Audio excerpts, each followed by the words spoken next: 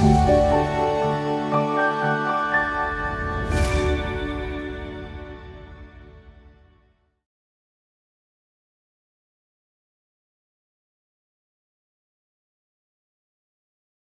really important to understand what is it that drives this whole process of addiction. One thing that most of the researchers have tried to understand is the specific brain nuclei that contribute to this phenomena of addiction.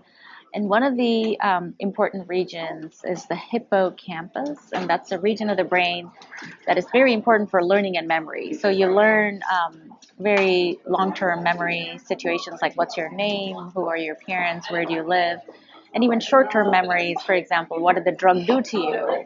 And so those are the memories that actually drive the individual to go back to relapse and to seek more drug.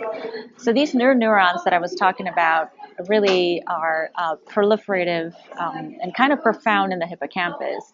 So if we can manipulate these neurons to help us not remember the context or the aspect of drug taking, maybe we can curb some of the relapse that's associated with these drugs of abuse.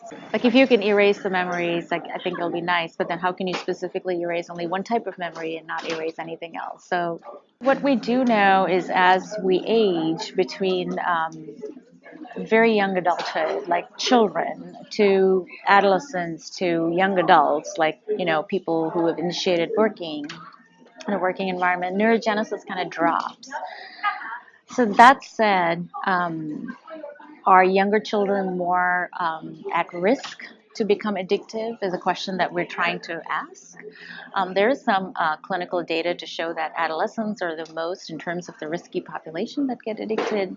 How does this stem cell issue react to drugs of abuse? We still don't know, and it's still kind of questions that are out there in terms of the clinical relevance of this particular phenomenon. So this is something that we're talking about that might take about 20 years from now to really understand this phenomenon in terms of therapeutic strategies, something that is not going to happen tomorrow. And there are a lot of strategies that boost this neurogenesis, and that includes a very lower stress life, increasing exercise, good environment is something that helps increase these neural stem cells to make neurons. So perhaps one way of kind of counteracting this whole addiction profile or relapse to drug seeking is to get individuals engaged in alternate strategies that will keep them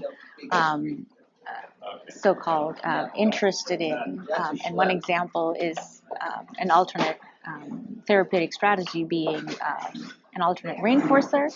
For example, increase in exercise output, which is shown in human subjects to reduce the curbing of these drugs. Behavioral therapy is the most in terms of getting people back to track. So it's a very complex behavioral therapeutic strategy, a lot of counseling. Some drugs have medications, but not all of them. So it depends on the patient and the drug. Usually humans have polydrug use. It's not like one single drug. So there is issues at multi-dimensional level. Prescription therapy, it depends how the individual responds to it. So we're still out there. And most of the FDA-approved drugs, for example, for alcoholism or opioid abuse, do cause a lot of side effects. And that's the problem with respect to individuals going back to take those therapeutic strategies.